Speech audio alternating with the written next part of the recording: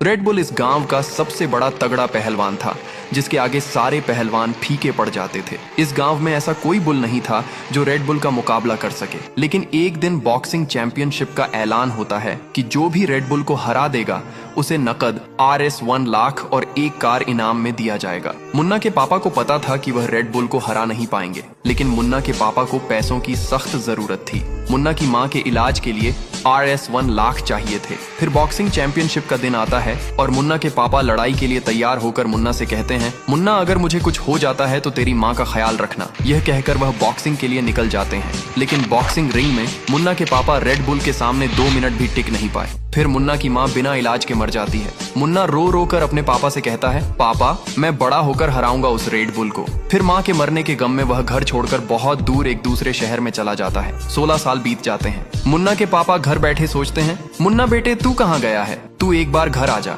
मरने से पहले तुझे एक बार देखना चाहता हूँ। उसी दिन फिर से बॉक्सिंग चैंपियनशिप थी, जहाँ रेड बुल आज भी तगड़ा है। उसका मुकाबला कोई नहीं कर सकता। फिर ऐलान होता है कोई जो रेड बुल के साथ लड़ेगा? तभी भीड़ से एक आवाज आती है, हाँ है, मैं लड़ूंगा रेड बुल के खिलाफ। फिर दोनों आमने सामने होते हैं। रेड बुल कहता है, कौन हो तुम? तुम्हें तो मैं पहचाना नहीं हूँ। इसके बाद दोनों के बीच बहुत लंबी लड़ाई होती है। मुन्ना रेड बुल को ऊपर उठाता है और ऐसा जमीन पर पटक देता है और रेड बुल को हरा देता है। मुन्ना बोलता है, मैं वही मुन्ना हूँ जिसके पापा को तूने हराया था और मेरी माँ मर गई थी। फिर मुन्ना रोने लगता है। किसी ने लाइक सब्सक्राइब करके कमेंट में मुन्ना नहीं लिखा।